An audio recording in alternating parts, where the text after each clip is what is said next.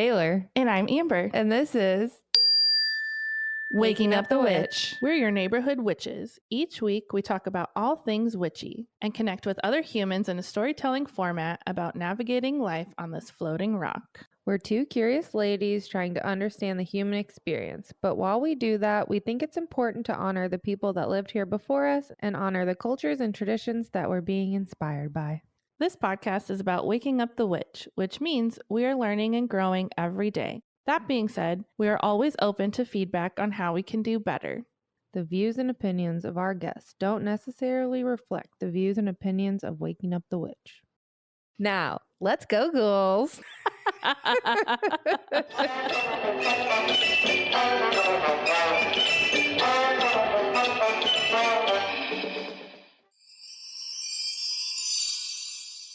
Hey, Amber. Don't do that. I sound like Smokey the Bear. You're definitely a cartoon character. Hey, Amber. What are you this time, Taylor? Sex phone operator. Hi. How's it going? Thanks for listening to Waking Up the Witch. Ba-da-ba-ba.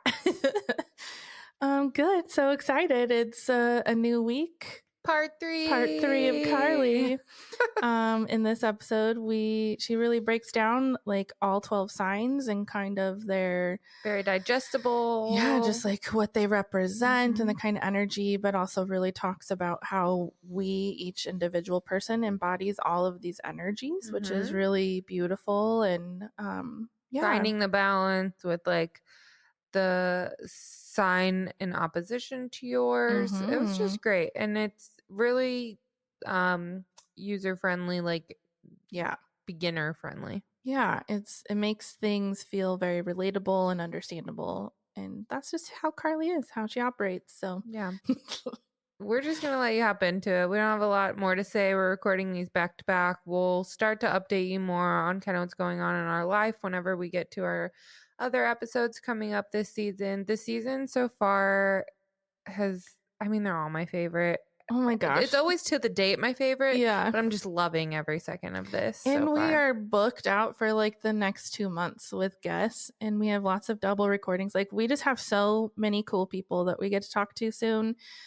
It's so real, excited. It's raw. It's authentic. It is, I think, our life's purpose. And totally. I just think we finally found our flow. Oh my God, we're in such a flow. We're in such a flow. Barely started. It's just so cool. I'm excited. Enjoy. Love the way you explain everything. Right? And I would love to even just go through the chart and like have you, in your way of looking at things, explain each sign so that people can kind of like feel into their signs and like how they can relate to that, because you just explain it in such a like that'd be fun. This is why I love Carly. I love like onboarding. And I still cannot believe that you just learned astrology during like 2020. That's where, because you're like, it really is like something that feels like a lifetime that you've been, exploring and learning. And I think like that's where my gift of channeling comes into play, because there's a wealth of information about all of these topics, and bringing through like what is the easiest, most digestible, most accessible little story or little fragment of information for right here, right now, that can help us to understand and like get our teeth into it. Right? Like there's so much with astrology and it can be so overwhelming, and then people just give up, and I'm like, no, come back. It's easier than that. You can do it. So yeah, I love onboarding people. I feel that way. Yes. It's hard. It's a huge topic. You're a great first impression. Yeah, for beginners, I mean, you got to start somewhere, and I like to leave as much of the technical stuff out of it and like get into what does it feel like? Right? Like to really connect into love. Yeah. What does it feel like? And everyone can resonate typically when you boil it down to that level. I'm not going to cut us off on time.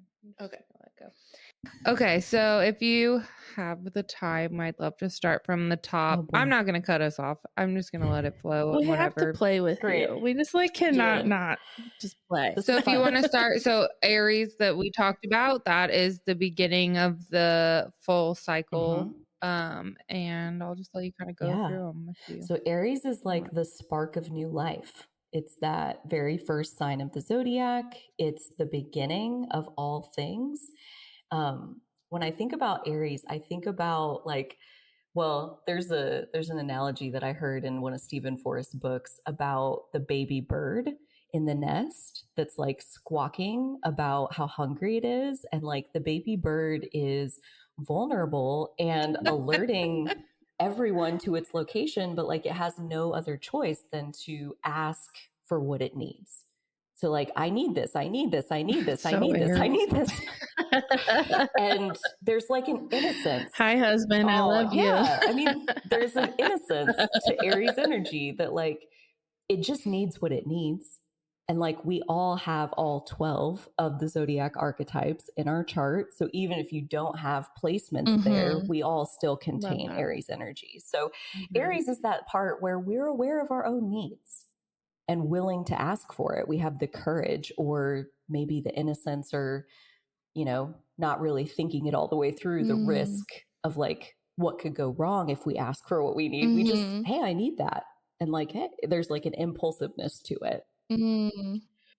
Yeah, that's what I would say about Aries. So interesting. Yeah. And just side note, thinking about that with like, as recording, we're in Aries season dealing with this Aries eclipse. And like, you know, if any of those types of themes have come up for you during this eclipse, like I feel like that resonates for me, is like really being pushed in my boundaries and having to like advocate for myself with so many people, just like I can't take it anymore. That's a good way to say it. So that's interesting. Of like advocating for yourself. And the more dominant your Aries energy is, it's like you kind of can't help it, to the point where the insults that can get thrown at Aries are like, they're selfish, they're self-centered, they only think about themselves. But like, that's not it. They're just really good at advocating for themselves. You know, like what we wish we were sometimes. Yeah, totally. I like to say the people who rail against selfishness the most are the ones who need it the most. Okay. So like I totally the more agree. problem you got with something, chances I love are being you need a little selfish. We all need that. Totally. We have needs, and they deserve to be met. And everyone needs to be selfish. Yes. Totally. Yes. It's important. It is. So that's Aries. And next would be Taurus. So like, I love how when you look through the zodiac wheel, there's like a correction. Every time we move to the next sign, it's like we take the extremes in that last sign and we kind of like modify them or like balance them out with the sign that comes next. And so Taurus, we go from Aries being masculine to Taurus being feminine. And Taurus is also a fixed sign. So it's like the opposite of impulsive. It's fixed. It's fixed earth. It's like as stable can be.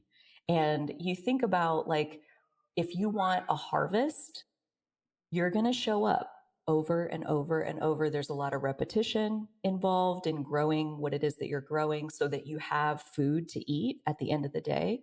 Taurus is very concerned with food. As a Taurus rising, food takes up like 90% of my brain. It's like, what am I going to eat next? I just ate. So I like to be able to know what meal is coming next. It's better to prepare on a full stomach. You need to know these things. You don't want to get too hungry and then, turn ravenous.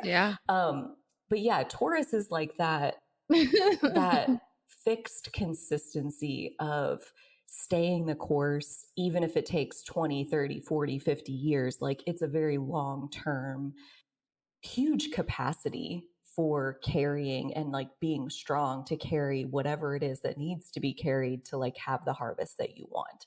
So like a lot of times, like, you know, if you have a lot of different energy, Taurus may seem boring. That was my immediate reaction to Taurus energy, is like, oh, this is so dull. It's so repetitive. It's so blah, blah, blah. It's like how eating is repetitive.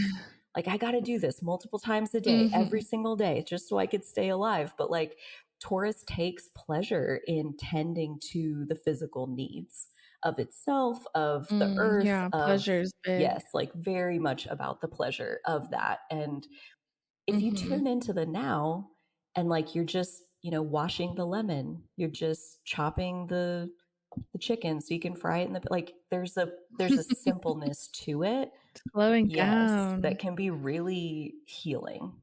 So that's what I would say about Taurus. I love it. And then next we have another correction, which would be Gemini. And so like we take that repetition and all the fixedness of Taurus and we just like throw all the cards up in the air. And Gemini is like wherever the wind blows it. Gemini is the mutable air sign, and change is the name of the game. Distraction is the name of the game. Like, how can I find like the next shiny thing? Gemini is also about like absorbing information. Like, what is your learning style? If we wanted to understand how do you learn best, we would look at what's going on in your Gemini energy. We could also look at what's going on with your Mercury. That's the planet that rules Gemini. So how do you learn? How do you listen? How do you speak and express yourself? What kinds of information are you likely to retain? And so all of that is about Gemini. And you think about like, some people may categorize themselves as like, I love to learn. Some people may say, I hate to learn. We all love to learn, technically. Like we all absorb information. It's just, what is it that you want to know about? Like some people like to absorb information about the people that they meet. Like some people never forget somebody's name.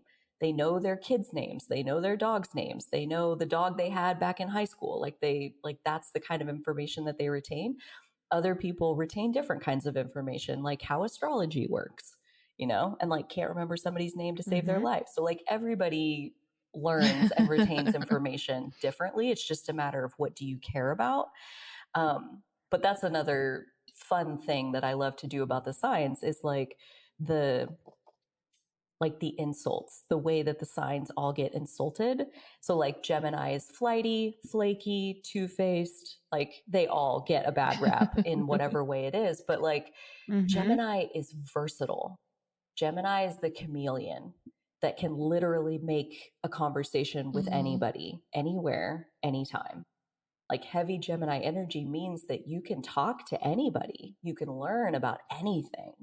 And like what a superpower that is. And distraction is one more that like gets a bad rap of like they're ADHD or can't pay attention or whatever.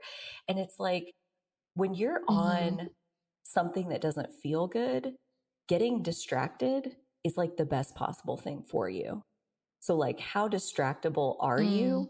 Sometimes that can be a superpower. Like you don't wallow. You don't just sit around and feel like shit. You let yourself get distracted. You put on something else and like, oh, now I'm paying attention to this over here and I feel better. So, I mean, all of it can be shamed or not. And I choose to like, let's find the empowering version of this. So that's Gemini. And next would be Cancer. So Cancer is all about the home.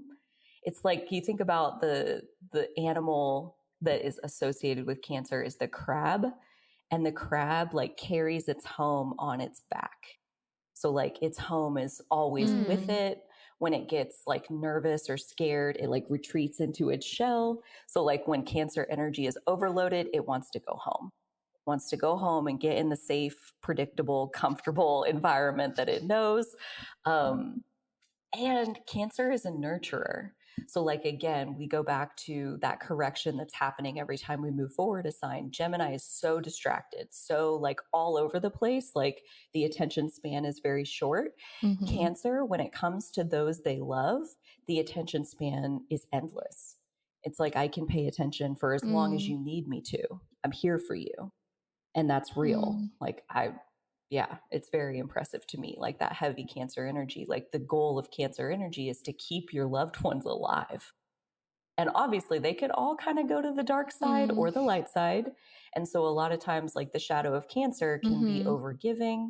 It can be paying attention to others to such an extent that you lose track of yourself. So it can be important for Cancer energy to like make sure that you're filling your own cup also, so that you have energy to give and pour into your loved ones. Yeah. Yes. Beautiful. Yes. Okay, so then again, we move on to the next one of Leo, and the correction there is Leo is all about itself. Okay, so like we went from Cancer, like paying attention to others to its own detriment, to Leo paying attention to itself to the detriment of the others. So Leo is like royalty. Like it's the lion archetype. It's like the king of the jungle. Leo energy tends to find its own presence to be special. Like I am special. I have something special to offer. There is it's a fire energy. I always think Beyonce. Yeah, like a force. Just like, I don't think she is a Leo, but just like that energy is like so Leo. I could Google her chart real quick. Let me see. I want to see what she's got going on in Leo, because she might have some things, if not. So she's got Mars in Leo. So yeah, definitely some. What does that mean? Mars is our action. It's our body. And she's got that in her 10th house. So like Mars and Leo in the 10th house. Definitely a presence, right? Like, and all of that presence comes from believing in yourself, believing in your worthiness. And the insult onto Leo would be narcissistic. Like you believe in your own worthiness to the point where now like other people don't understand how you can have such a high opinion of yourself. But all that is like a level of self-trust that says like, I know I can handle this. I know I can do this. I know I'm worth listening to and looking at. You should look at me because you're going to enjoy it, you know? And for better or worse, like there's like an entertaining quality. Leo is also very creative. Like that fire energy, that spark of like we talked about when we were talking about masculine energy of like, I got a new creative idea and I just ran with it. I don't need anybody to tell me I can write that play or make that song or create this dance. Like I just did it because it's freaking badass and you're going to love it. Just wait till you see it. Like there's that self-confidence to create whatever is within you to create. And so, yeah, my Leo moon is a lot like that. I love that. And then I think we all need some of that. Oh my gosh, we all need all of them. You know, that is one of my, we all have, that is one of my things that I say on repeat over and over as often as people will hear me is that we all have all 12. Like we're not allowed to hate on any of them because they're all inside of all of us. Okay. Like it's like hating on any of the signs is just a confession of where you repress yourself. That's how I think about it. Like, wow, I love that. Hate them, don't hate them, whatever. But like, come on, let yourself be real. Like hating something in somebody else is just because you won't let yourself go there.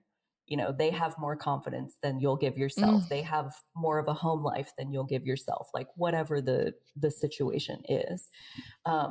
We're all meant to be all of these energies. They all play a part and they all help us to have like a beautiful life on this planet.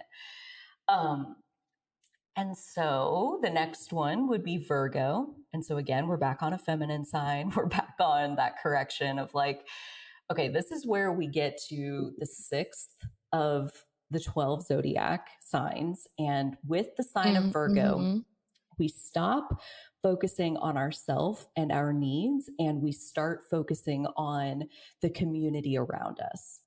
And so Virgo is all about service. It's also all about the technical skills that you possess. And when I say technical skills, I mean the skills that we aren't born knowing. Like these are skills that you would have to build within yourself, like through apprenticeship or being mentored or studying. Those are your technical skills. And we build technical skills so that we have something of value to bring to our community. We have a service or a role that we're able to play that helps other people improve the quality of their life.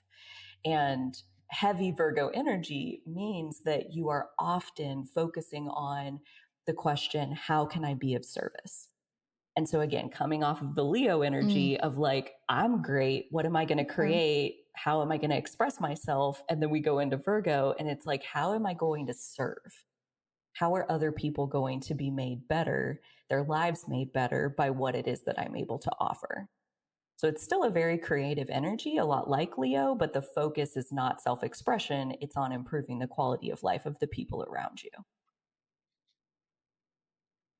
Beautiful. Well, now I understand my rising in a different way that I can actually resonate with. Because I'm like, how do I embody Virgo rising? Like, be crazy about placements of everything, like all of those neurotic parts of myself, you know, like organization, all of those things. That's kind of where I feel like they are definitely a part of me, but I see them as like a control freak in some places. I'm like, I don't want to be a control freak. That's not my embodiment of Virgo. I don't want it to be. Well, and like with any of them, it's important to think about like, why am I doing that? You know, like this is the behavior that I see on the surface, but like what's motivating that underneath? And I'm guessing it's because you care a lot. Like when I see so much, and it makes everything so much easier for everybody. If you just did it this typical, way. classic Virgo right there. Let me be anal retentive on your behalf. This is not where the big spoons go, okay? Yeah, 100%. No, I see heavy Virgo energy as like you put yourself, and I have a Virgo South Node, by the way, so like I'm totally talking from my own experience, but like you get it. It's like you put yourself through the ringer to make sure that what comes out the other end matches the love in your heart. And that is a big job. Okay. Like it takes a lot of physical effort. And does it really? Or do we make it like that? Like that's a question for the ages. But I definitely think it's motivated by love and a depth of wanting life to be good for other people. Like with my Virgo South Node, one of the like that past life karma of like, why would you come with your South Node in Virgo? It's like you were maybe a doctor in past lives. And so like you think about, you want your doctor to be organized and anal and obsessive and like dedicated and critical of the details so that you can survive. So like life and death depends on it. And that's often the pressure that we can put on ourselves with heavy Virgo energy of like, people's life depends on me getting this right. I can't make mistakes. I can't leave a mess. I have to be good because they need me to, right? That's service to the community driving everything. And then by the time it gets to the level of neurosis, it's very uncomfortable to live with on the inside. And so it's important to think about like, is this a life or death situation, or can the big spoons possibly go in this container over here? Because probably that's okay. You know what I mean? or not. Don't move the spoons. Okay. As I crawl in my skin. Oh my gosh, that's so funny. That's like 4 snorts. Taylor's gonna pause. Okay, cool. Yeah, that was very real. It's like it's not life or death, but it feels like that. Totally. And yeah, that resonates. Yeah, I think it's a depth of love type thing. And it's just about, well, that gives me more permission. Good. In what way? Just to like not beat myself up over it too. Cause it's like I've never seen it. I mean, it, as you say, like it's a depth of love that resonates with me where I'm like, okay, so what, your actions aren't just being fucking crazy.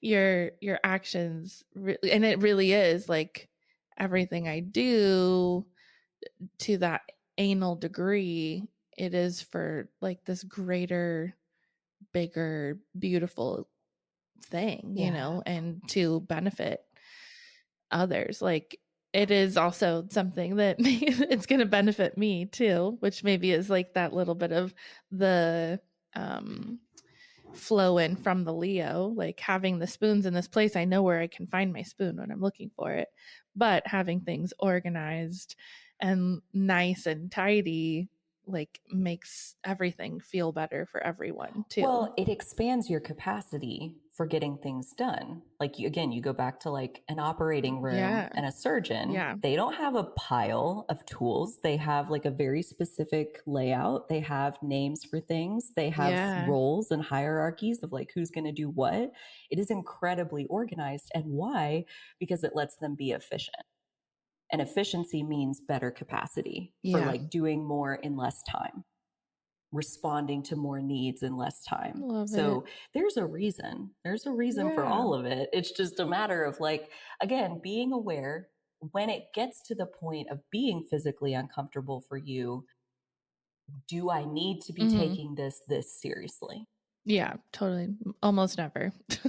And you get to dial it up or down, you know, like it's a gift that you have to like perform at that level, or you can chill a little bit more often. And that's where like you guys being like those inverses of like her being the Pisces rising, she's leading with her chill of like, let's just go with the flow. It'll probably get figured out.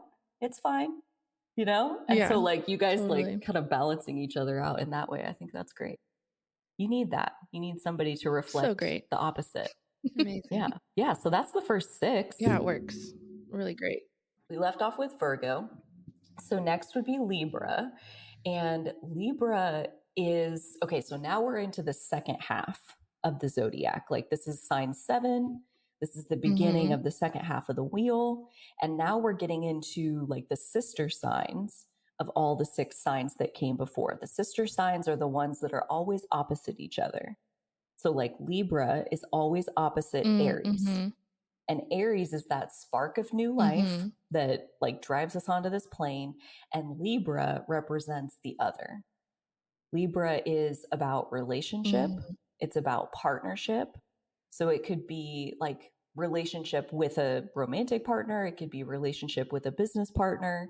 It's like our desire and our capacity to form relationships and like what we're looking for in relationships.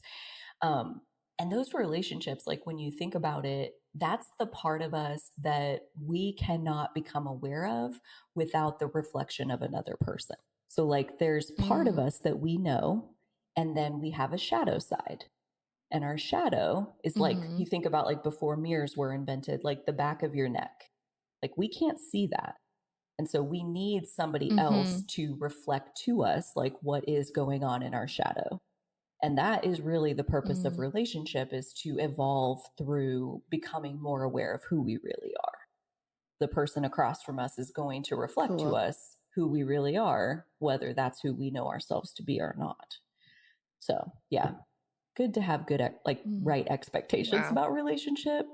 Cause like, I think a lot of times like, we think about relationship as like making us whole, or like, this is my other half.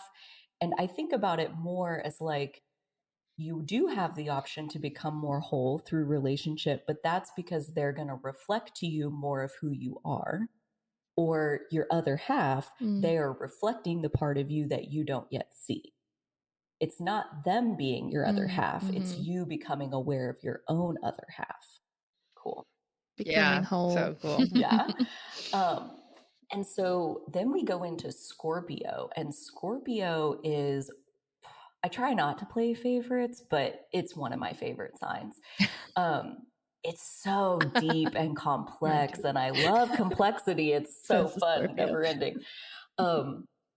Scorpio, I think like the summary for Scorpio is that it's about what scares you.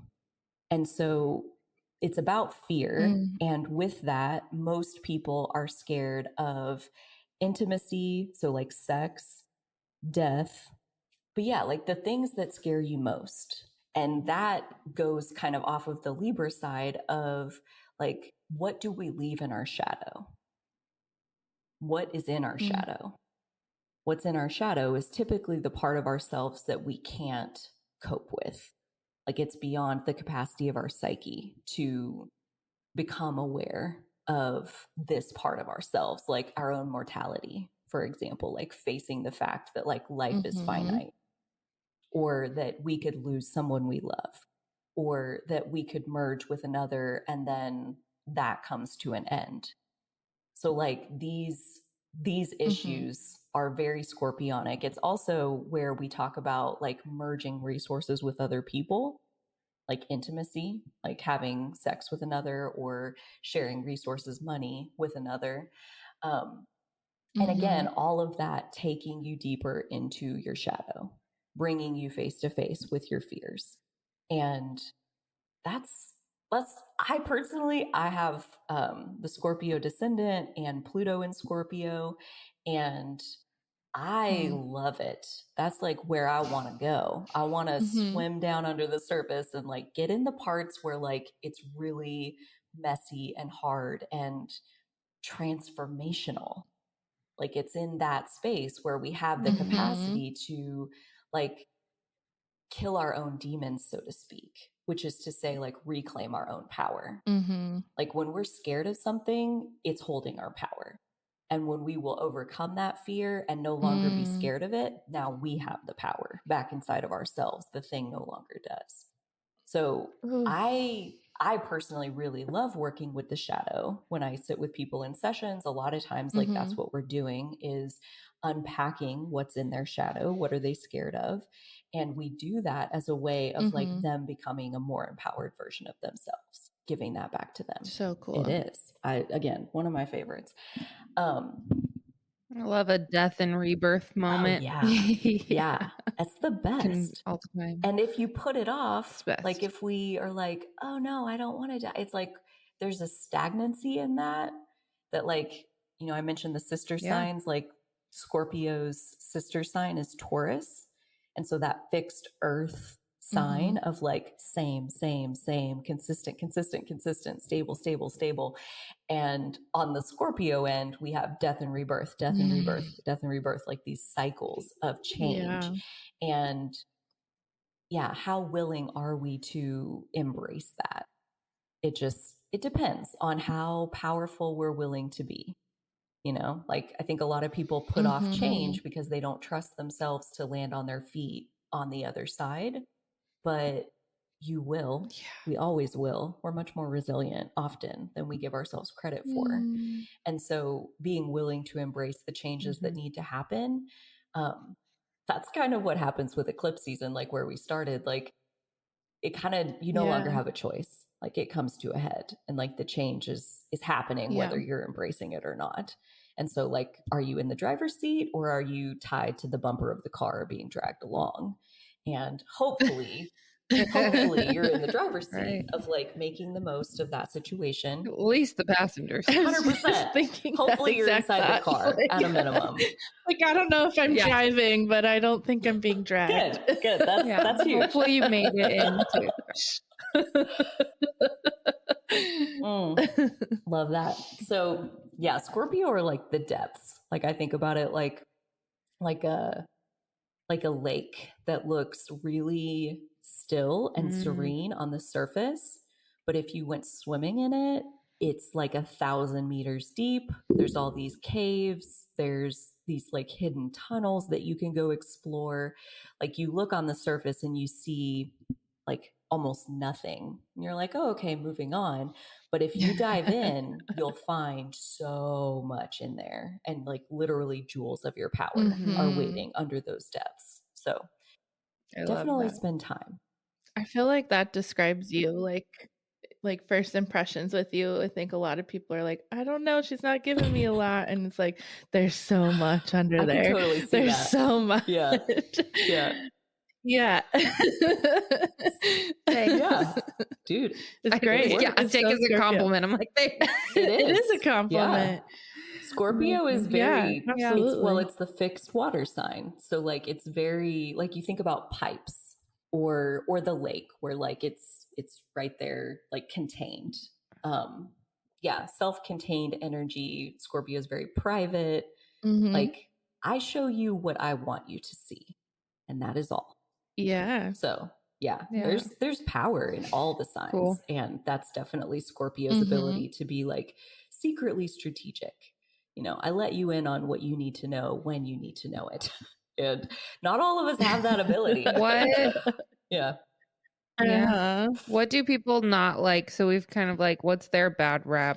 Scorpio, like that intensity, right? Like, so like it may not sound intense to you because your sun is there and like you have a lot of Scorpio energy, but like to some people, Scorpio is very intense. Like you think about, I even get this sometimes where I am deep and some people feel drowned in my depths. Like they want me to come up to the surface to like meet them there. And I'm like, I don't live at the surface. I need to be under the water, preferably in the dark, like down at the bottom of the lake. Like that's where I operate best. And not everybody has the gills to be able to breathe at that depth. Not everybody wants to face their fear. There's plenty of people that want to leave that shit right in the shadow where they put it and like live out the rest of their life. They don't need to explore any caves. They don't care about intimacy. Like they're happy with surface level fake relationships and like they're good to go. And no, that's why we're sitting here. Cause like none of us are like that, but like that's the bad rap. Scorpio is very intense. It can, you know, when you get into those depths, it's like the intensity of emotion that lives there. It's like, that's the crazy ex-girlfriend that like keys the guy's car who cheated on her and like sets things on fire. And like, it can be very destructive as an archetype, but that's where like the death and rebirth. For sure. Yeah. So the intensity, I would say, is what gives that one its bad rap. So I have so many Scorpios in my life. So I'm just like thinking of each of them individually and how that like is represented in them. It's fascinating because they're also different too. Well, especially where that's your south node. Like I would imagine you heal and evolve. Which is probably why I have a lot of Scorpio people. Yes. Agreed. A lot of people in my life have a Scorpio rising. Curtis, Nicole. And my baby is just born a Scorpio this year. So nice. Sweet. Yes, agreed. Like when you start to look at the natal charts of the people close up to you, you can even lay them like one on top of the other, and that's called a synastry chart. And so you can see like how your energy matches up with their energy. And almost always there's like an evolutionary purpose to the people that we attract into our lives. It like goes back to that Libra archetype of like we become more whole by looking into the mirror of other people. So so cool. Like I have super heavy Gemini energy and I attract Gemini midheavens like it's my job. Like I look at chart after chart after chart after chart of like, you're a Gemini midheaven, you're a Gemini midheaven. Like I wouldn't be surprised if Amber is. Like usually they're Virgo risings, Gemini midheaven. I think mine is actually. It wouldn't surprise me. That's maybe. I'd have to look. But I have something in Gemini and I think it is midheaven. When you start looking at the charts of the people around you and like seeing the patterns, it becomes clear like what stage of your evolution are you in at this time?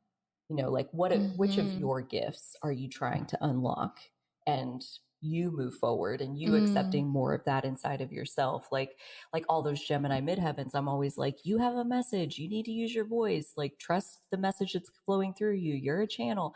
And like, that's what I need to hear. You know, like we tend to like give the advice and like give the reflections to others that like truly we need to be on the receiving end of. We also need. Yes. Yeah, I do that all the time. Like this message is also for me. I know that like we all need to hear this right now. That's like my favorite part of sitting in a coaching space with someone is because almost always it's like divinely timed that like I need that message and they just help pull it up out of me, you know, so that I can give it to them, but then also I get to receive it at that time. So yeah, it's a beautiful process. Magic. So we've got 4 signs left. Sagittarius. Yes, Sagittarius is after Scorpio. And it's like, again, the correction just cracks you up every time. It's like we go from like the bottom of the ocean, like the depths of Scorpio to the top of the mountain with Sagittarius. Sagittarius is like lighthearted and fun and wants to explore and have adventures and new experiences. And we're back in a fire sign. So it's like you get an idea and you chase after the idea. Somewhat impulsive, somewhat like gets bored easily, like wants that new stimulation and that new, like almost kind of like Libra, how you would see more of yourself in the reflection of the other. I think with heavy Sagittarius energy, you see more of yourself as you explore. Like in the places you explore and the people you meet as you're exploring, you're getting to see who you are and how you react in different situations. And like, I've never been in that situation before and I had to react like on my instincts. And so like you get to meet more of yourself when you'll put yourself in those new places and spaces. So yeah, Sagittarius is like, that's one dimension of Sag. Another dimension is like seeking higher truth and wisdom about life, like wanting to understand how life works. And often you have to like make a pilgrimage or like go seek out the master who has the wisdom. Like in the days before the internet, like you might have to literally go to a mountaintop to sit with a guru and receive the teachings so that you can develop your understanding of life. So I think all of that kind of gets tied together in that like foreign travel, adventure, higher understanding, like they do kind of all intersect, especially when you look at like astrology has been around for thousands of years. And so these archetypes, they weren't developed in our modern age by any means. And often those things went together. Like you're not going to stay in your little town of 100 people with the same people you met, you know, since the day you were born and develop your higher understanding of life. Like you got to get out of there and go somewhere foreign and ask new questions, right? Receive new insights and meet yourself in places where you've not been before. I love that. That's my moon. And literally like, I love moving new places and like starting over. It's like when we were moving to Oregon, Mark's never moved away from home before. And he was like having his little freak out. I'm like, I did this when I was 19. I'm comfortable in this. Like, let's go. And even today he's like, thanks for moving with me. I was like, that was so easy. I'm like, I do so well. I thrive in that kind of unknown chaos. So that resonates. There's an intelligence that gets to rise when we take away everything that's known and we land in the land of unknown and all we have are our instincts. There's like an ease and a brilliance that if you have Sagittarius energy heavy in your chart, like you almost like suffocate without it. Like staying in the known gets like, okay, I can't take this anymore. We got to shake it up. I need a new job. I need new something. Right. So I definitely resonate with that too. Like need to switch it up every once in a while. It's so fun. And like, it really unveils so much about who you are. And it's like, that's my fast transformation is like, let's go take a last minute adventure or let's move somewhere totally different or like start something totally new. You just really get to dive into your self-discovery. Yes. And all of those fire signs, like that's what they want. They want to live as close to the spark of their life force energy as possible. Like any kind of routine gets in the way, any kind of like expected behavior gets in the way. So like when you're a stranger in a strange land, there's no expectation, there's no routine. Like you just get to do what comes naturally to you and like you re-merge back into your own center of like who you really are. So yeah, I dig it as well. So after that, we have Capricorn. And once again, the correction with that one, Capricorn is an earth sign and is, well, we mentioned a little bit earlier, it's about like, what are you building? What, like, we build through laying bricks. Okay. Like imagine a wall that like you're going to build this like 50-mile wall. And how are you going to do that? Every single day, you're going to lay some bricks on the wall. And then tomorrow you're going to lay some bricks on the wall. And then the next day you're going to lay some bricks on the wall. And like after a lifetime, this wall exists. So like that could be anything. I mean, the empire, the body of work that you want to leave behind, I think like what it does though, as far as building on Sagittarius, is like it takes that higher understanding of life that Sagittarius gained, and then it creates something concrete in the world that, like all earth signs, are about serving the needs of the population. So like if you look at even like your motivation for starting this podcast, like why do you do that? Right? Like I'm guessing, I mean, I could guess, or you could answer if you want to tell us. I'd be interested. What do you guess? Yeah, I want to hear your guess. Well, we'll tell you after. You think about like the from the Sagittarius perspective of the higher understanding, like people need to see examples of others who have set themselves free. So let's collect a set of examples that we can string together, that those who are ready can tune into this and can take whatever inspiration they want from it. And you think about like a podcast as a 50-mile wall, and laying bricks as one episode at a time that you're adding on to this list of resources that exists. Wow. And then people can do with it whatever they want. It'll exist whether you still exist or not. And it's there to serve people in their own awakening process. Am I close? Yeah, I love that. I mean, I totally. think that for most things I do is like helping people and giving people a voice, and the storytelling format of that is also very freeing, I think, to see yourself in others. Yeah. And I have a lot of Capricorn in my chart. Yeah. Yeah, I think like, I mean, there's been such an evolution. It happened super quick that the evolution of this podcast became exactly what it was supposed to be by episode 1, and we just didn't really know it. So it's fun to reflect back on. But yeah, we, originally we're like, let's have a witchy podcast and talk about witchy things and have witchy practitioners share their knowledge and their gifts. And like, we get to learn and grow. And so do the people who listen. And our first guest, Celeste, like, we want to hear about the person too. Like, how did you become who you are today and doing what you do? Like, that's something that is important for us.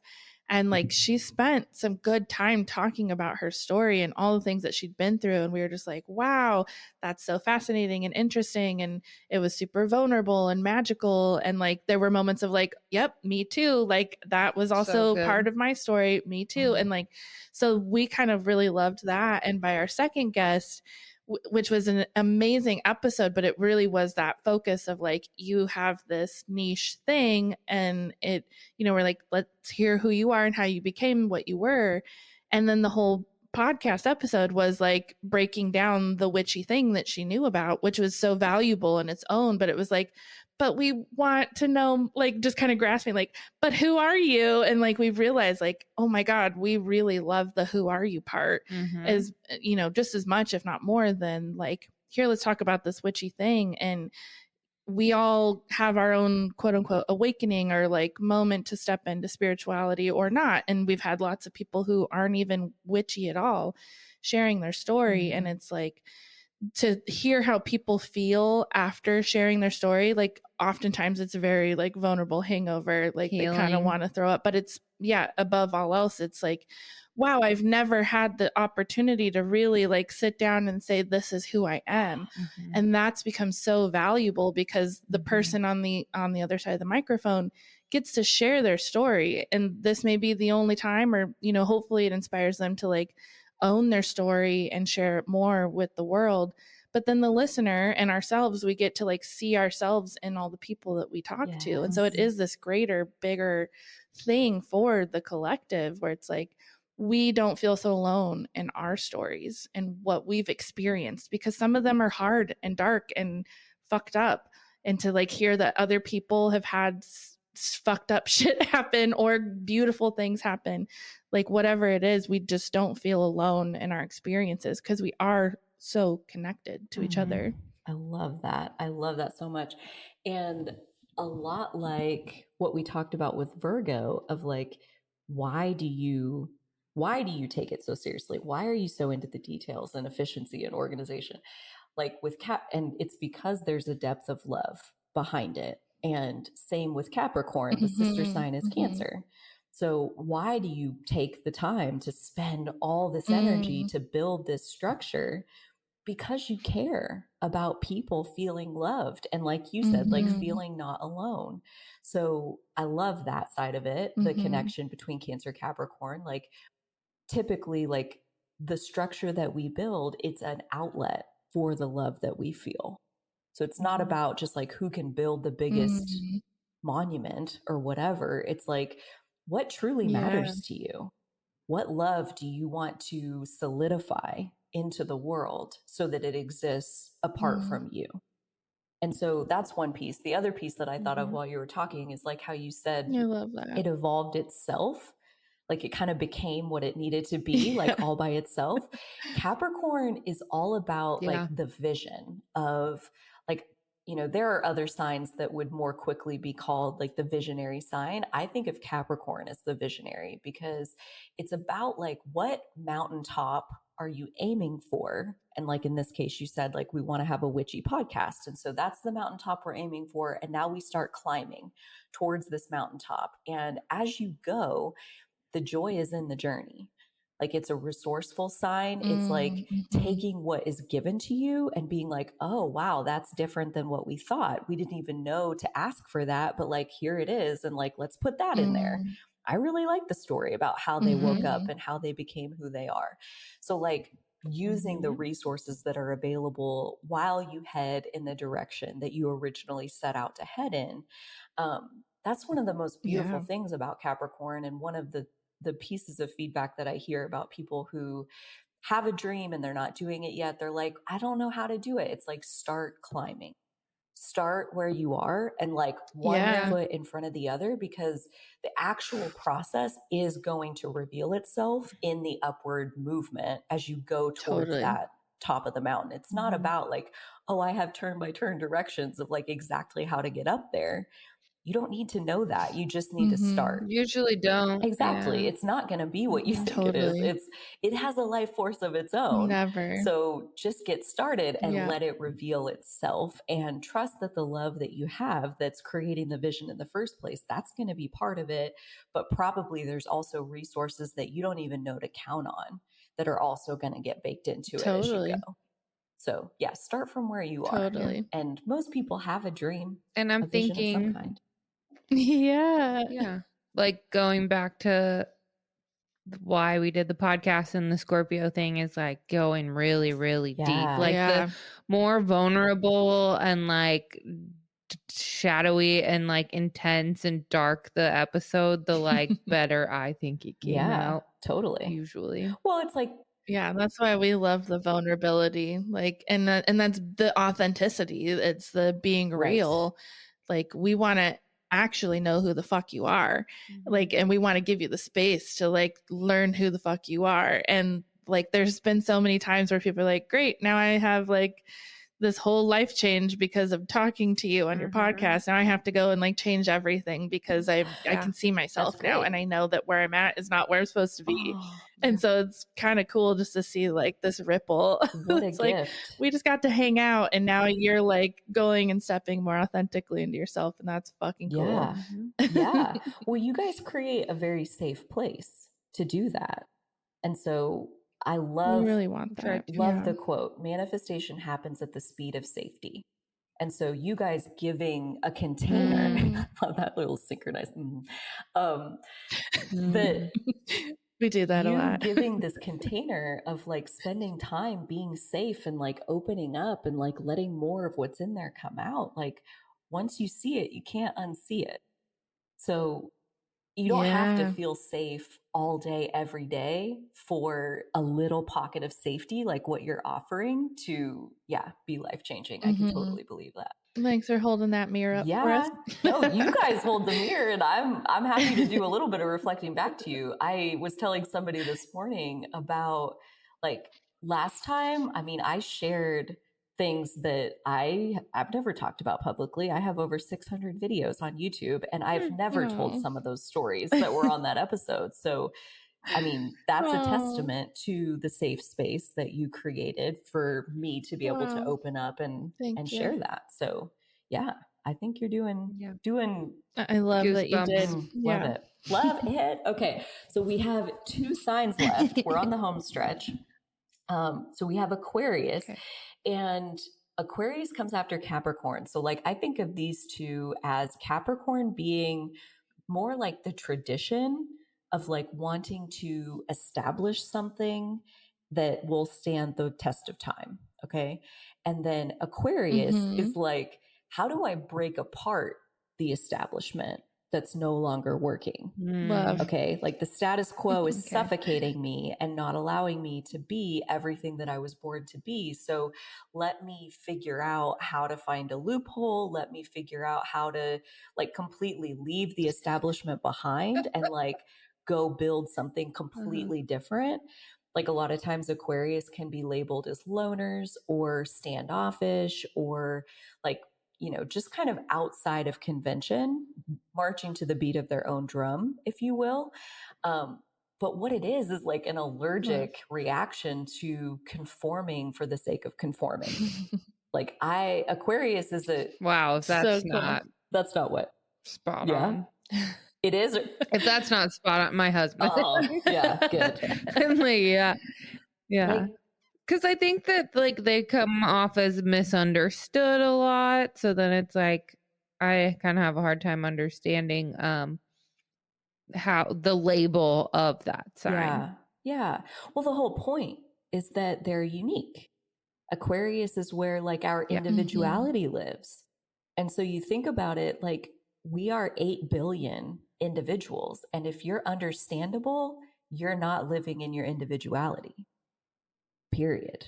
Like if you're able to be understood by others, then you're really close to conforming with the status quo and like playing it safe. And a lot of people do. And there are signs that are more likely to play it safe than others.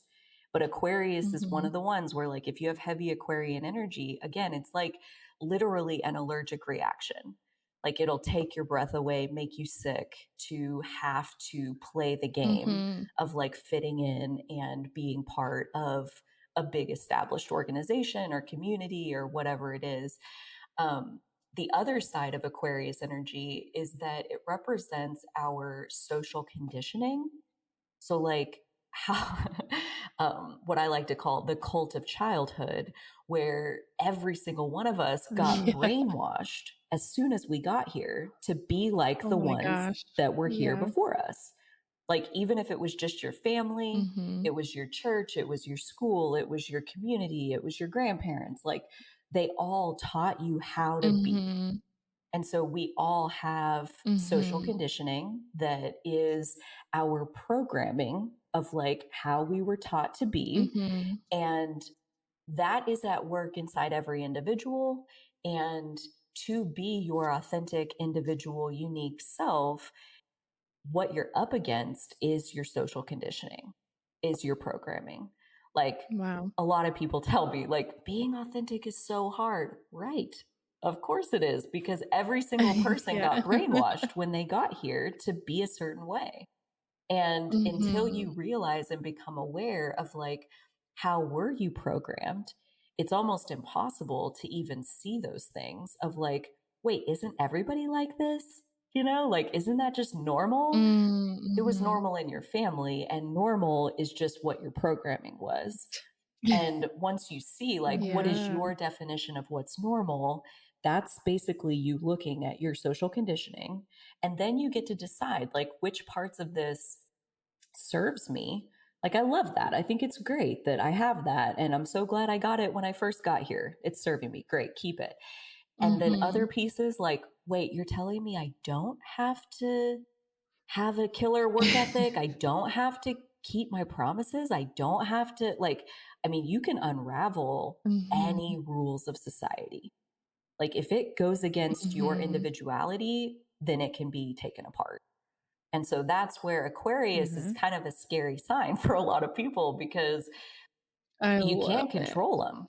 Like they're over there doing what they know to be true and right. And you don't get a say in that. And that's like the highest evolution of Aquarius, is like, that's where we can really express our individuality. But again, like a lower, less evolved version of Aquarius is like being stuck in your social conditioning. Love it. So like living our authenticity, I mean, it does come back to Aquarius energy quite often. And I think like if you don't have any placements in Aquarius in your chart, it can be a little bit more challenging to set yourself free from your social conditioning.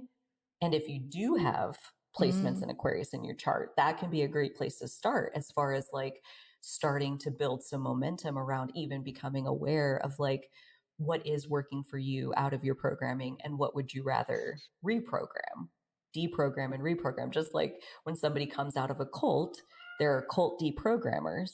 Like we essentially all need some level of deprogramming from what we were taught in childhood. And so that's our responsibility as adults wanting to live as our authentic self, is to be the deprogrammer of ourselves, of our own mind. And that it takes time and effort. Wow. So it's a process. Wow. I think you were... What is the sister sign of Aquarius? Leo.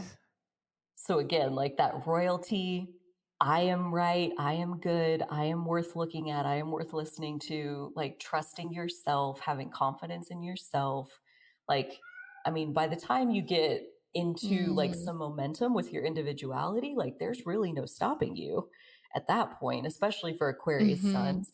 It can also, though, be, again, that much harder of like Leo, we didn't talk about this when we covered it, but like the shadow side of Leo is performing in the way that you know people will clap for you. Basically, like, I know people like this dance. I know people like this song. So here, let me sing it. And now look at how much they love me. And that has nothing to do with your individuality, your authenticity. So that plays into being trapped in your social conditioning of like, you know how to perform to get approval, and breaking apart from that can be a little bit scary, or a lot scary, depending on the kinds of reactions you've gotten in the past. But it's the same thing too. Once you do a little bit and you do a little bit more, then it's just like, okay, now we got the momentum, and it's not as scary, or the people who support you and stepping into that authenticity come out and clap for you. Like, wow, we've been waiting to see this version of you. I've seen it, and now I get to really see it, see you embodying that. And the people who don't approve, they'll maybe gossip about you and rarely come to you and tell you what's up. Right. Maybe they will, but tell somebody then else. you've like gained a little bit of confidence where you're like, okay, that's nice. Okay, bye. I'm going to keep doing what I'm doing though, because that feels good. Yes. So I wrote an ebook that's called The Art of Truth Telling. And it goes back to what you were saying about like gaining momentum and starting in a place that feels safe.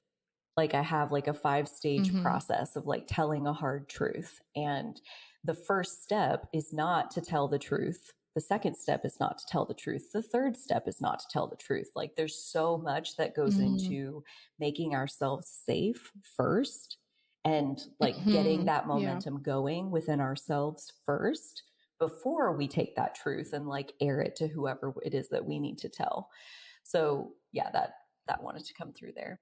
Yeah, that makes sense. Yeah, it's such a process. Beautiful. And setting ourselves up with the right expectations of like having ourselves be safe, and giving credit to whatever past trauma you're carrying, whatever social conditioning, which is a kind of trauma in my opinion.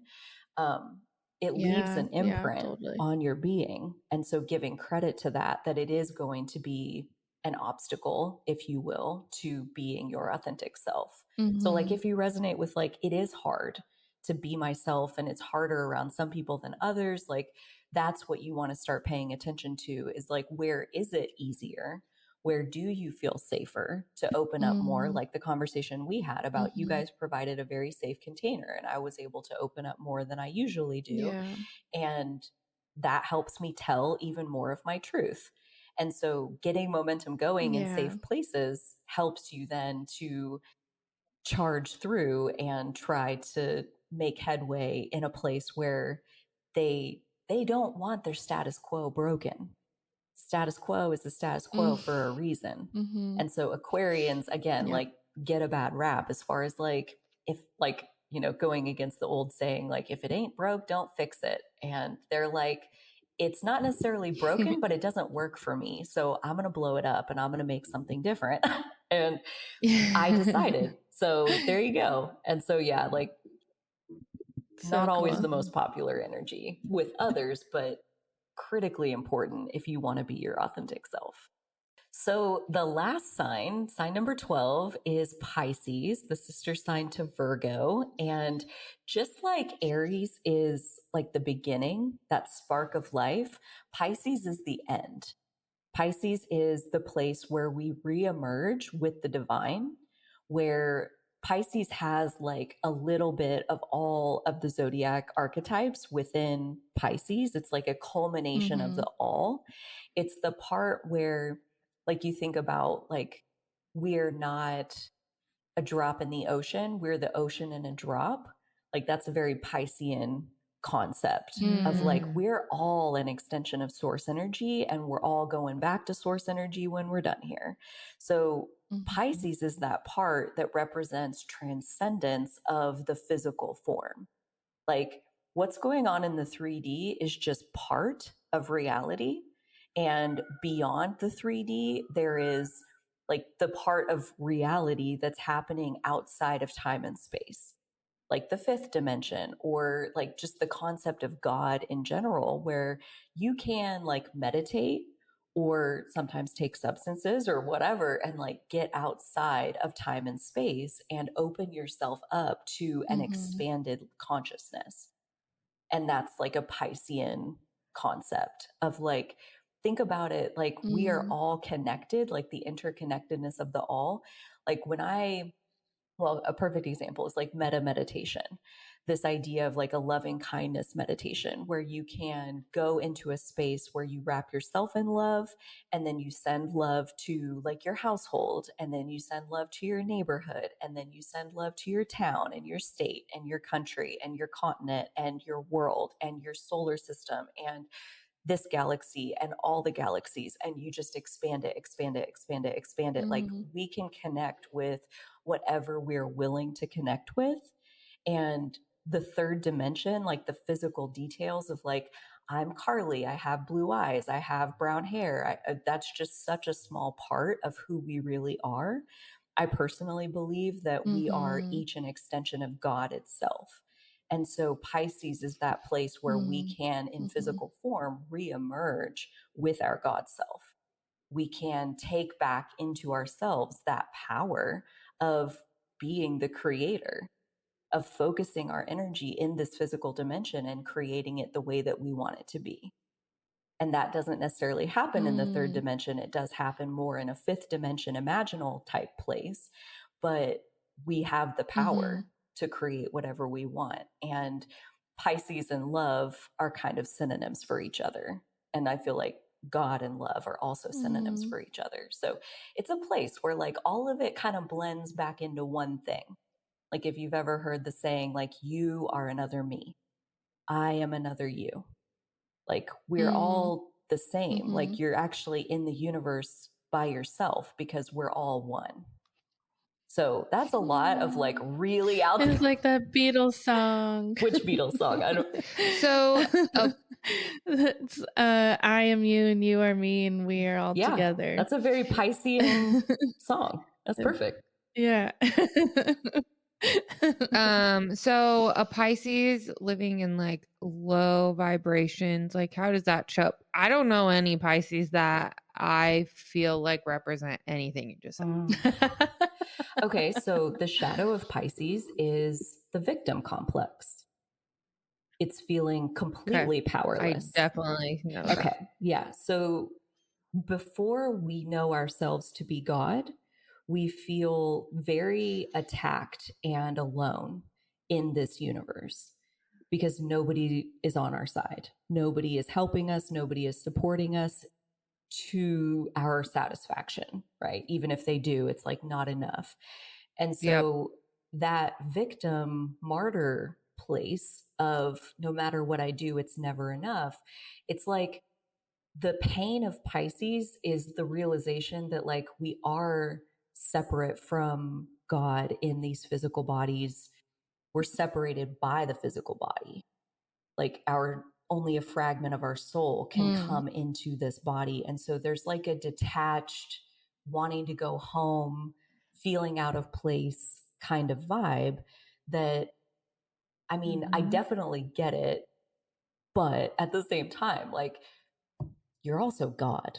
Okay. Like, you're not a victim. You're powerful beyond measure, and you can make anything the exact way you want it to be. But it depends on how you're looking at the situation. And Pisces energy, like the opposite of that Virgo sign, like Virgo being really, really talented at the physical details and like managing things in the physical. And the opposite of that is Pisces. And like typically Pisces has a lack of confidence in the third dimension. Like Pisces energy is where we transcend the third dimension. We reemerge into the non-physical, into the allness of all of it. And yeah, so feeling like a victim, feeling like, and I feel like can be stubborn in like in that, like stubborn and stuck and not willing to grow outside of it and see the other half of the coin. Martyr. Yeah. Right. That martyr complex of like, look at how much I'm suffering. Like Pisces, the two sides of that coin are suffering and transcendence. So like victim and martyr are suffering. And you're almost like proud of your suffering. You're like identified with your suffering. Yeah. Do they like it? Why are they like this? Kind of. It's almost an identification with the suffering, and like that the suffering makes us worthy. Like, and I think to some extent we have that as a culture. Like we're in the age of Pisces, coming out of the end of the age of Pisces from these last 2000 years, headed into the age of Aquarius. And like the victim complex of, look at how hard it is for me, and that there's a worthiness in that because I struggled so hard, so I should get more rewards. And it's like, you don't have to struggle if you want that to be your identity. I mean, you can make anything you want your identity. What's that? Just my parents are both Pisces, and I'm just like, exhausted by this. The whole thing, I'm like, yeah. I mean, yeah, identifying with how hard life is and beating that drum and wanting the sympathy, support, and protection from others because of how hard it is for you. Like that's the essential like victim archetype, is like, I need you to take care of me because I can't take care of myself. But it's just not true. It's an illusion. The shadow is always an illusion of disempowerment. And so at any point we get to choose to believe that, you know, even to open up to the belief that like, maybe I am powerful. Maybe I do have access to more power than I'm letting myself have in this instance. And even that, for somebody who's really locked into the victim archetype, can be really scary because that's their identity. So if I'm not someone who suffers and complains and needs protected, then who am I? So, I mean, like, it's a bigger shift than just like, so then just give yourself your power. Like, it's an identity shift that has to take place to really move into that place of like, you know, that is one of the messages that has been coming through loud and clear for like the last couple of years, but especially like during this eclipse window. I want to make this video for my YouTube channel where like we need to talk about your God self, because the victim archetype needs to come to an end. And to do that, like the transition point, the flip side of that coin is like, you are God. You are all powerful. You can have anything you want. You can create anything the way you want it to be, but you have to believe that. You have to channel that power through yourself. You can't block it off. And we block it off by believing we don't have it. So like it's all happening in our belief system. Pisces is ruled by Jupiter, our beliefs. And yeah, like I feel like I know it so clearly that like we are all extensions of God. We all have just this infinite power running through us. And then you meet somebody who like doesn't know that at all, who's playing the blame game, who is like, you know, this person got in my way. This person took this away from me. This person was supposed to do this and didn't. This person treated me like shit. And it's like, manifest them out of your life. Oh my God. Like just manifest something different. You can do that. But yeah, it's like a personal set point.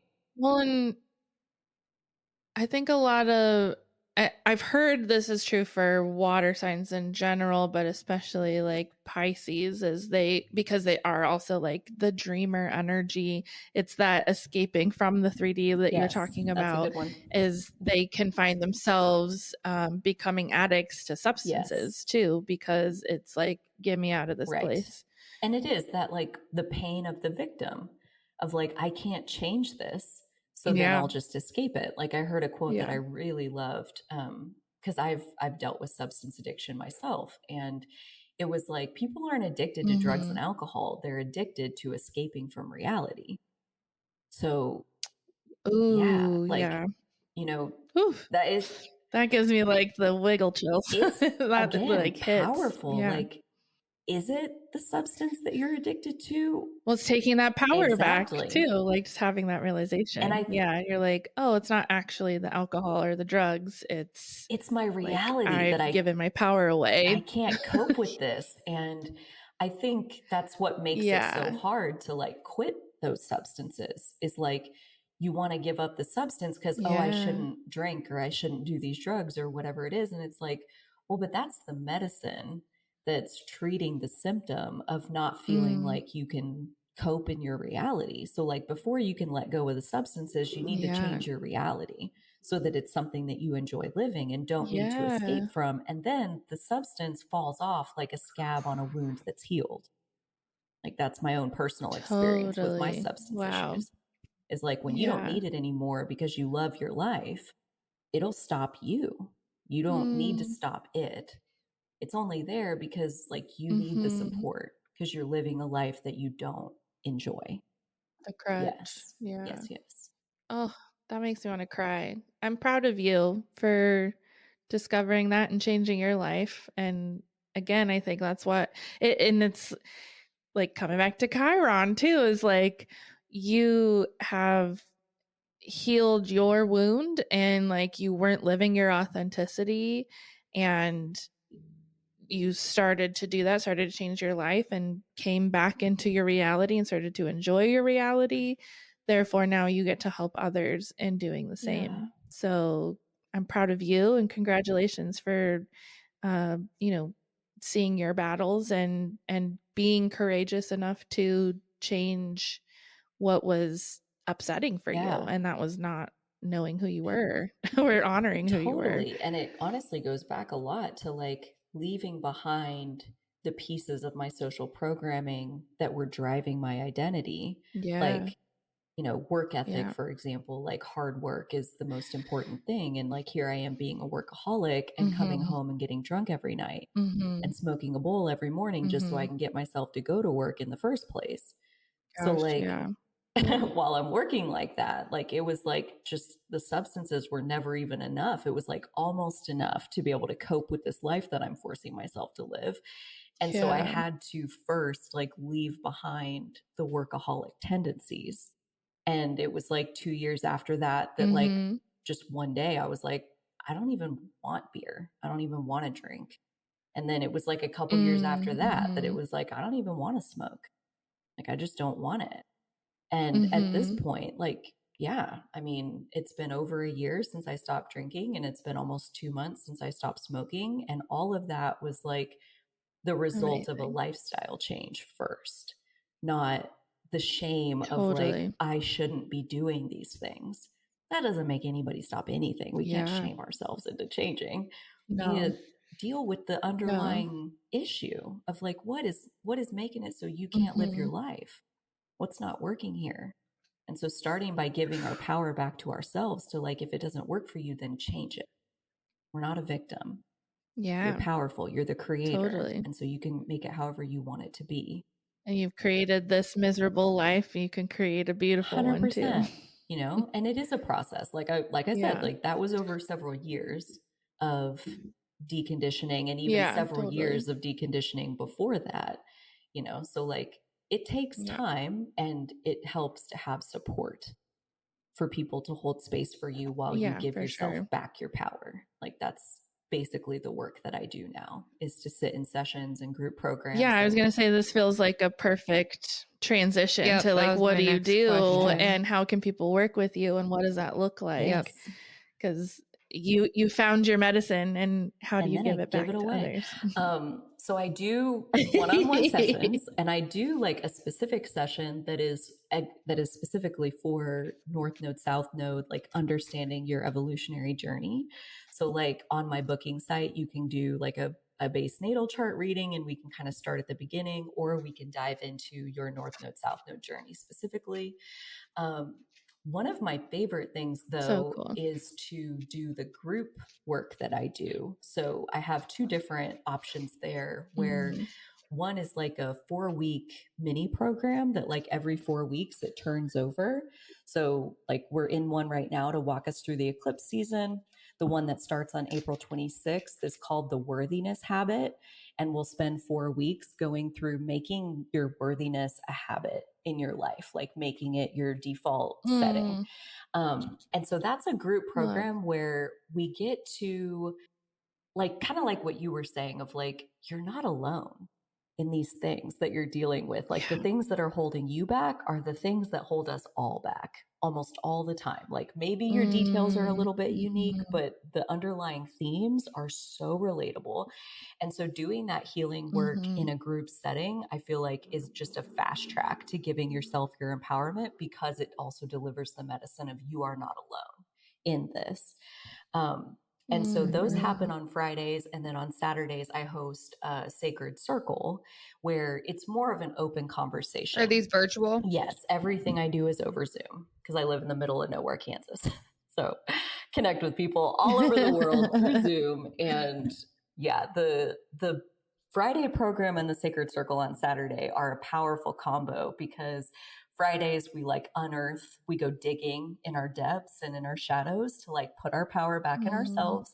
And then on Saturday we get to co-create kind of an open form conversation of like whatever's alive. Like we do them for the new moon and full moon, and the ones in between those, we kind of talk about whatever's at the leading edge of our consciousness right now. And it never freaking fails how like I'll bring up a topic, and then so-and-so is dealing with something so similar. And then that sparks this person who's dealing with something so similar. And it is so cool to see like the collective energy playing out like in that Sacred Circle space. And so again, it's an opportunity to see that you're not alone. Like these things that we feel so isolated in. I feel like it goes back to that victim complex of feeling like I'm the only one suffering with this. No, you're not. Trust me, you're not. We're all suffering with basically the same illness, the same disempowerment, and re-empowering ourselves is such a repeatable process that like we're all basically taking the same steps. And so those are both very affordable options also, where the individual one-on-one sessions are a little bit more expensive. But I did want to mention that I set up a page, owningauthenticity.com/wakingupthewitch, where you can get a free day pass into one of these sacred circles. If you would like, you visit that site and it'll walk you through the steps of like, you could join us sometime for a sacred circle and try it out. And if you like it, cool, buy a membership. And if not, no worries. Like you got it for free. So that's something, owningauthenticity.com/wakingupthewitch. Yeah, that's for you guys. Thanks, Carly. Oh, that makes me all cute. Like a little emotional. How fun. I'm gonna do it. Oh my gosh, awesome. Yeah, I would love to see anybody there, and that'll stay live. So really like, and I do that every Saturday. So if you guys want to take advantage of it, it's there. Cool. Very cool. Thank you. That's a beautiful gift to share. So amazing. Yeah, thank you for having me. This was a beautiful gift. Personally, oh my God. I'm so just fun. Like, I just want to hang out with you all the time. Keep talking to you. Anything else that you want to share about what you do, or any other astrological thoughts before we kind of wrap up? So I also have, if you guys were resonating with the North Node, South Node conversations that we had here, that is one of the primary things that I post about on my YouTube channel. So the YouTube channel is Owning Authenticity, and I'll link that on the Waking Up the Witch page that I make, so you guys can click there easily. Okay, cool. But I also have playlists for each of the 12 natal North nodes where I do readings on the regular for like, so cool. Hey, if you're a Cancer North node, here's a reading just for you. And so I see that as a way to like coach the masses of like, this is such relatable stuff. And like, you don't need to pay me to take advantage of doing this work. And so that's one way for free that you could totally tap in and like start understanding your astrology and specifically your North Node, South Node a little bit more. And I'm not sure when this is going to air, but April of 2024 is like a once in a lifetime month of astrology. So just for anybody who's feeling like literally the earth is shaking under your feet and like everything is getting thrown up in the air and I don't know what's coming, you are not alone. And that is basically what's going on in the astrological energies at this time. And so if you are looking for support and help with grounding through these big changes that are coming through the collective right now, that is what I do in all of these spaces that I have described. And I would love to have you come and plug into that if ever that feels supportive to your process. You are not alone. Love that so much. Yes. No, you're not alone. Oh, medicine. That would be a great t-shirt for us. It would. Yeah. And personally, like my experience with Carly is mostly, through her work. It's been a little while. I gifted my two besties for all of our birthdays are in October. And I was like, Carly, I've been thinking about you. My besties are coming up, the birthdays. I want you to do readings.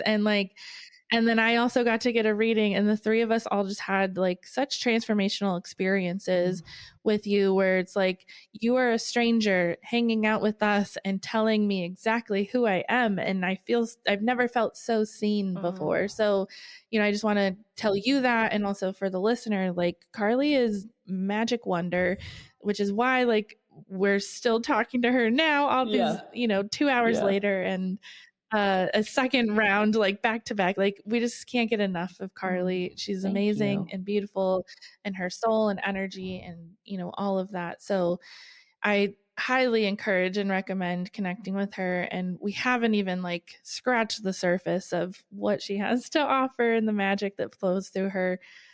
She dabbles a little in human design and numerology and really like pulls all of that together because they all relate to one another. And it's just a really beautiful experience for yourself or, as a gift for someone else.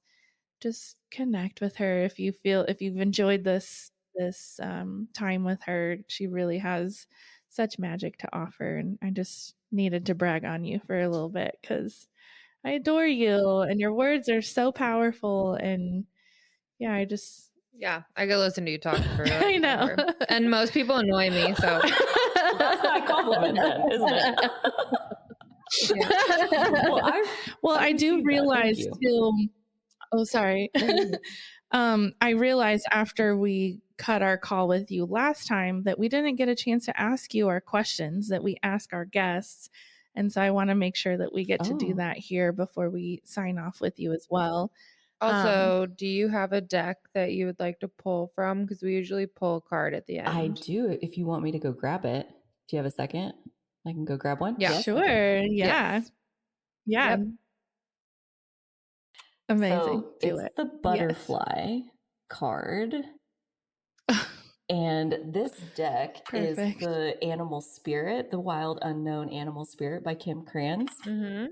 And the butterfly is all about undergoing great change and transformation, which of course it is. Exactly. Like during the eclipse portal, surprise me.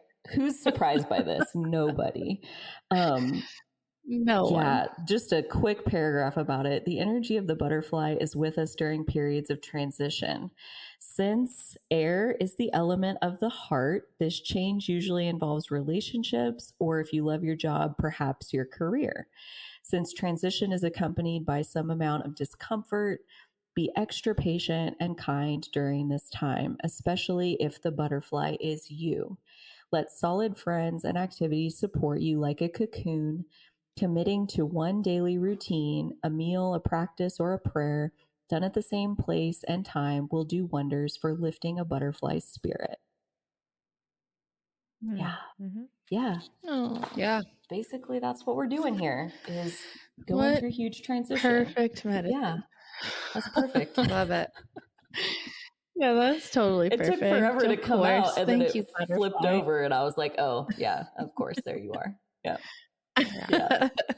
It's like, thanks for asking. The message is still the same. We're still on this one. Thanks. Yeah.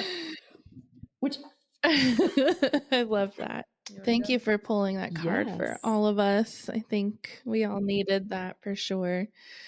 So our questions, the first one is, what is one thing for self-care that you do that you just cannot live without? Journaling. 100%. Journaling. I have a whole bookshelf every day. Yes, every day, multiple times a day sometimes. I have a very anxious mind, very fast mind, and writing slows down my thoughts to a speed where I can actually deal with them, where I can actually be with them. Same with if I'm feeling like intense emotions, I'll journal as I'm being with it so that I can slow down and really like feel what it is that I'm feeling rather than like running away from it. So yeah, I have like a whole bookshelf full of the thousands of pages of journaling that I've done in the last, it'll be like 8 years in July, and it's been every day for 8 years so far. Wow. Yeah. That's so inspiring. Journaling's always been really huge for me too, but it's hard. It's a hard daily practice. So that's fucking rad that you do that. You make journals too, don't you? And have them on Amazon? Yes. So I have an Etsy shop and an Amazon shop. My Amazon shop has like my focus journals where they're like prompt journals to help you get positive momentum going. And then my Etsy shop has my more full content books, like The Art of Truth Telling that I mentioned. Cool. I have The Ultimate Guide to Self-Care, The Whole Soul, which walks you through the 12 zodiac archetypes. I make things. I make all kinds of things. Very prolific and creator. It's all owning authenticity. Yes. And like on my website, which you can get to with the owningauthenticity.com/wakingupthewitch, that'll land you on the site. And then you can kind of like play around with whatever else is on there. It'll take you to Amazon or to Etsy or to the YouTube channel. Your journals and stuff are there too. Yeah. You can find everything through there. Okay, cool. I'm glad that came up because you are such a magical I got a lot of stuff. I keep myself entertained. Our last question is, if you could tell yourself one thing, your younger self one thing, what would it be? And that could be your younger self as far back as you can think, all the way up to yesterday. So I often go visit my 5th grade self in this moment that I had, which was like one of the hardest moments of my life. And what I tell her is, you're going to get through this. You're not alone is also usually in there. She was, but she wasn't, because I'm there with her as my current self, going back through time to visit her. I love Pisces energy. You can connect outside of time with any point that you want. And so, like being there for my younger self is something I do on the regular, and telling her she's going to get through this, because she did not think that she would. But she did. So she did. Yeah. Here I am. It's proof. Again, I'm just so glad that you are here. Me too.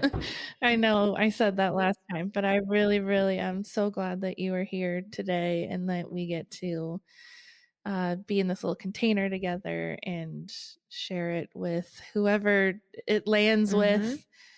You were just so incredible, and I'm so grateful I've been able to find you and get to know you more. This has been so fun. So fun. Thank you so much for inviting me to play with you guys. I'm glad you I loved this. Like, this was not in the plan, and it was so much more fun than what we planned. Just go with the flow and see what comes up. Yeah, it was awesome. Totally. I love it. Fun. I was even thinking, like, our first initial call got fucked up by the internet and we had to reschedule. And I forgot about that part. And so, like, literally that mishap pushed us into, like, you being the highlight of Eclipse season. Like the bookends of eclipse season. So of course everything's divine timing and perfect. Well, and like you said, like, it's just kind of magical. We're not even the same people we were 2 weeks ago, and I definitely am not the same person I was a month ago. So yeah, it all happens when it's meant to happen, right? You can just trust the process. That's so cool. We're grateful, so grateful for you and your time and all your beautiful messages. So thanks for being with us. It's a pleasure. And you should journal. Go walk barefoot on the earth for even 2 minutes. Yeah. That was what I was going to say besides that. Let yourself cry. Let it come out. Yeah. Oh, yeah. I love to cry. Cathartic. I've been doing that a lot lately. Don't hold it in. Let it come out. Get loud. Loud and crazy. Thank you so much, Carly. Thank you. You should put like a reggae horn right here, Caleb. This episode has been produced and mixed by Caleb Tunstall. Find us on TikTok and Instagram at Waking Up the Witch. Please email us your witchy stories, ghost stories, corrections, and advice questions to wakingupthewitch@gmail.com. Love you. Love you.